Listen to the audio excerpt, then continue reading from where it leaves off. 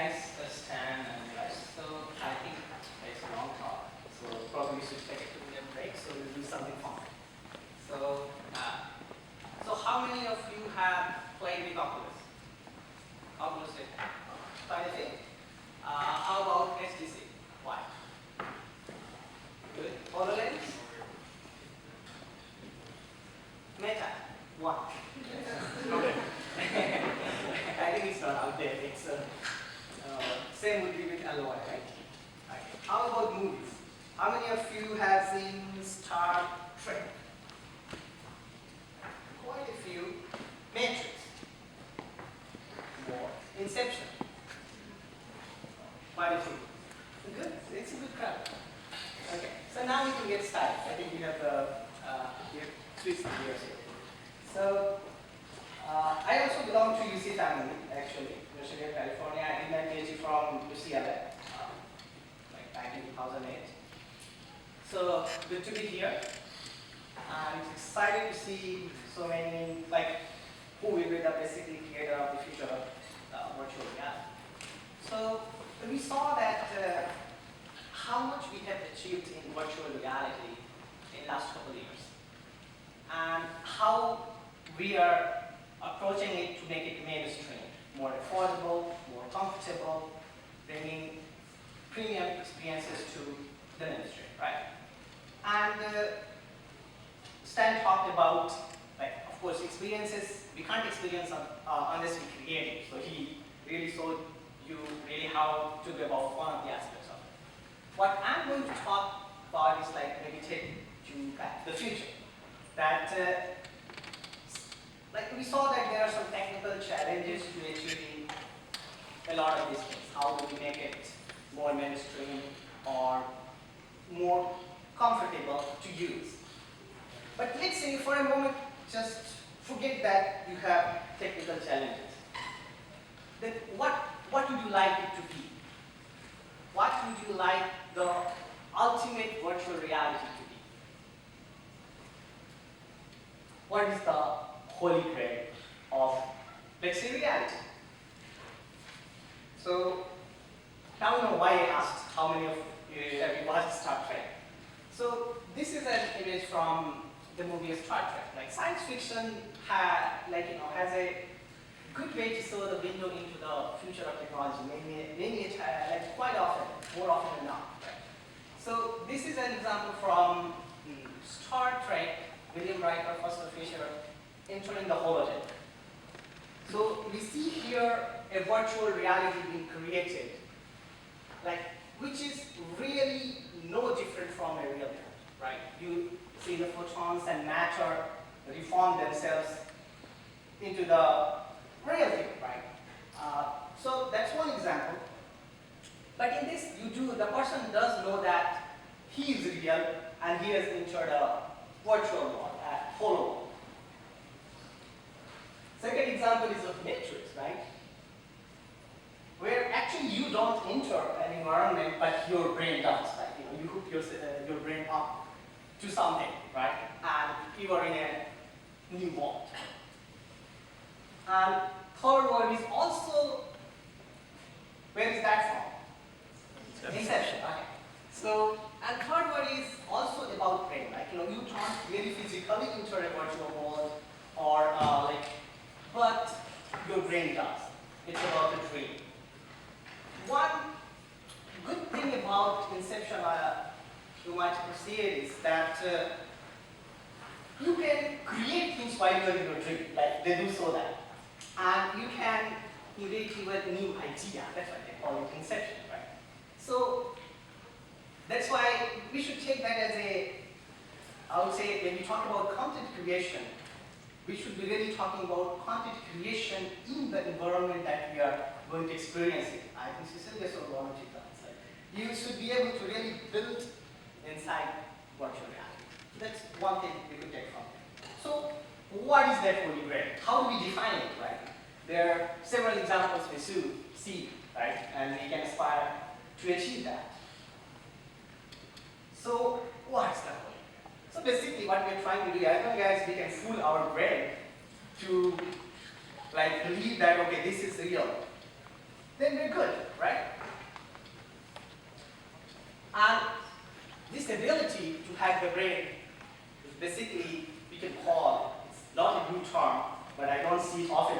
neural reality. So it's basically in the brain, right? And so basically creating an artificial world and experience that the user cannot distinguish, right, from what is real, what is virtual, basically, ultimately. Both mentally and both physical, like mentally and physical. So that's what we aspire to. What we are doing today, it's a subset of that, like somewhat, right? With the VR that exists today, with Oculus, HTC, we're trying to fool our more or less our visual sense, right? Visual part of our brain. And okay, here is the reward. For a moment, you can forget about that during a real world, right? And this is mostly playing with the visual. With mixed reality like HoloLens, you still see your wall and you are in it, although they are not there yet, that you really see the full presence if you have experienced it. There's a lot of work to be done there. Now, so what can you do, right, to make this a reality? What can we do today? So there are various aspects of it. So I'll go to that. So we know that how much progress we have made in the last couple of years. So of course we are getting there somewhere, right? But what are some challenges that we are really stopping us to go to that ultimate level, right? How long will it take that to really go there? Can we ever, right? So let's talk about first aspect, it's visualization, right? What is the world we are showing to the user? Okay. And how we are doing it? What is the principle behind it? So when we see our real world, when I see you guys here, right? I can see that you are way behind there, and then I want to take a look at it, my eyes, really look at it, right? So there is a way we see, there are a couple of ways we see depth.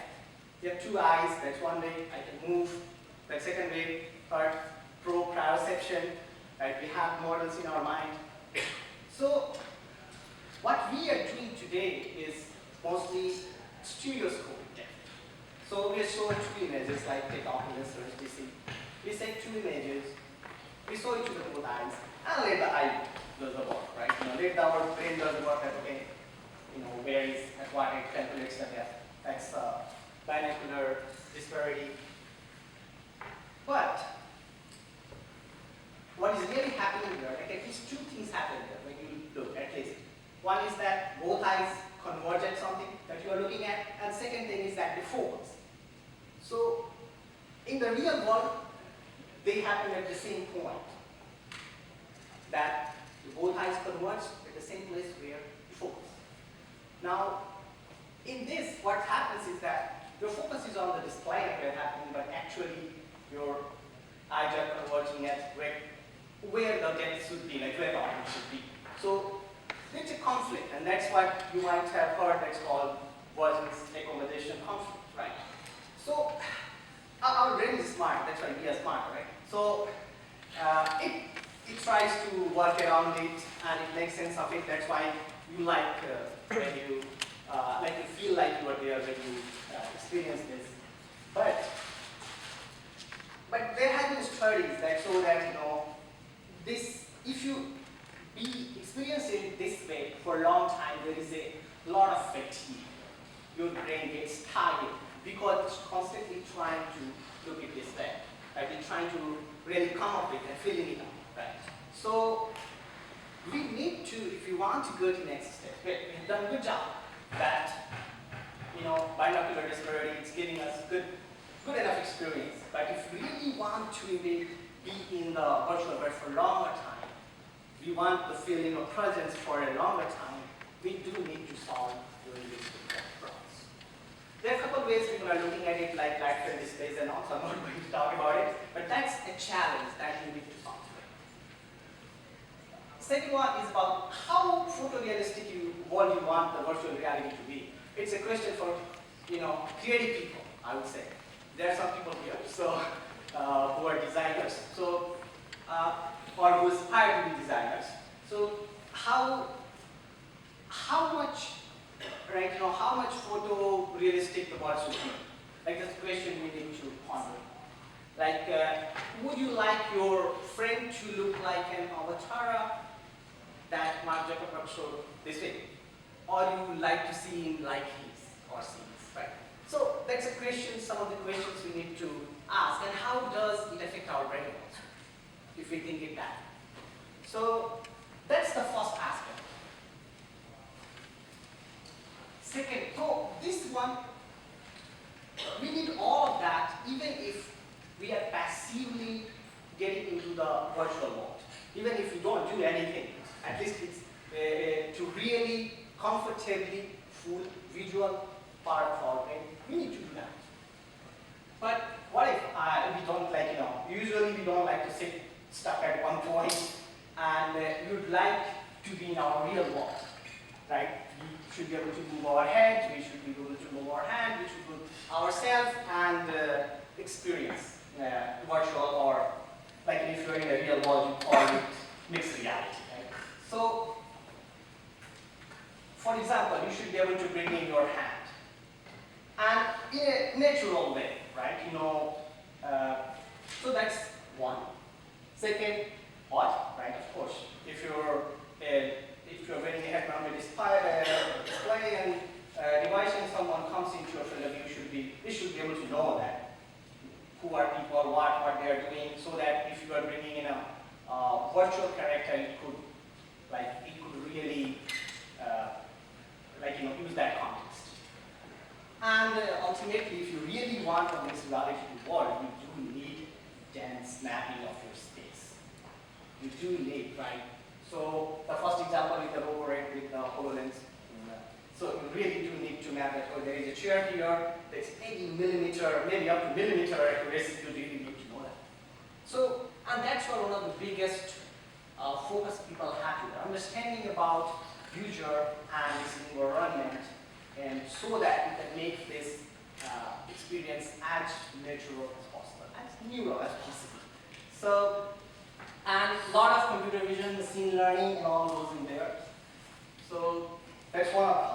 And there are lots of problems. Everything is unsolved there. Okay, take it that way. There we have achieved somewhat, right? You must have seen Leap Motion, other companies, as well as Meta's, and up to some extent, like we are able to achieve it. Okay, we can bring in our hand, we can do some stuff. But do you really feel it's there in the most natural way? So we have to do some work there. It's where we can get started. Like it's there. Somewhat is there, we have to do a lot. So now feedback. How much of that we need? Like, if, for example, a butterfly comes and sits on our hand, we really want to feel it, right? I think to Cecilia's mentioned our brain feels something. I agree to that. But again, I'll bring that question that our brain will ultimately get tired doing that. So how can we make it more natural? So these are some questions we'll have to ponder on. Some, or if we are in a virtual environment and then there is a fire, we should be able to feel the heat, for example, right? Temperature should rise in some way. So that's there. So some efforts have been done, a lot more to be done, and that's why you are here. Finally, cognition, right? Let's, anybody knows where this is from? Cool. That's only one question. Okay. So, I was expecting more. Okay, so this is about letting the artificial world that we have created talk back to us. And not talk back to us in a very short-term context.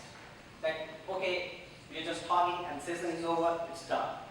So for the Star Trek fan, I'm going to use an example. So let's say in the virtual world, you are visiting Tatooine. And there is a character called Jabba the Hutt. Right, that's one of the characters there. And you met him once, and then you're out of the virtual world, you do something, then you go back there maybe a month later. Do you want Jabba the Hutt to really know that he knows you? And able to make that long-term connection, right? when you see a friend, you do that, right? You feel familiar, you will start from there. Let's say you're going with another friend, then you want to introduce, right? Knowing that you already know that person, but this person doesn't. So how do we bring this kind of things? So right now, even long-term conversation, just by speech conversation, it's not fully solved problem. We have Siri and Google now and all, we can talk, they can take a question, they can answer. That's it. And you talk back, make a longer conversation. No.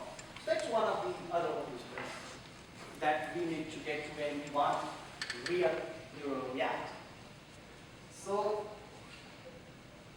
okay, and all this is about brain, because it's about fooling the brain, right? So, and you know, it's an exciting time right now because a lot of things are converging.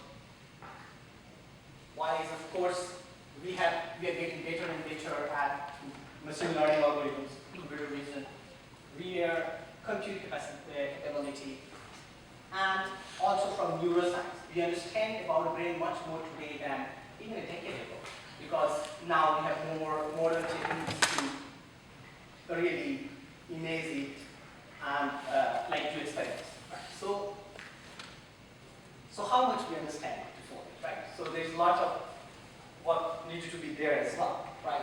And all of these, right, you know, particularly perception, visualization, cognition, requires a lot of compute. And that's where we come in. So we are looking at from the point of view that what we all require to take it there, right? One step at a time. But there is also a more fundamental question there, that our brain does, you know, there are like 86 billion neurons, trillions of connections, making, you know, thousands of trillions of computations per second, right? How, and we don't burn our head, right? So how can we do that, right? With the computers, right? Is the architecture even we are considering today is the right architecture? So you can ask even those fundamental questions. So hope this excites you. And in the next 2 slides, what I'm going to tell you is exact couple of problems that you can start working today to take the VR, MR to next level, or to go to really achieve neural reality. So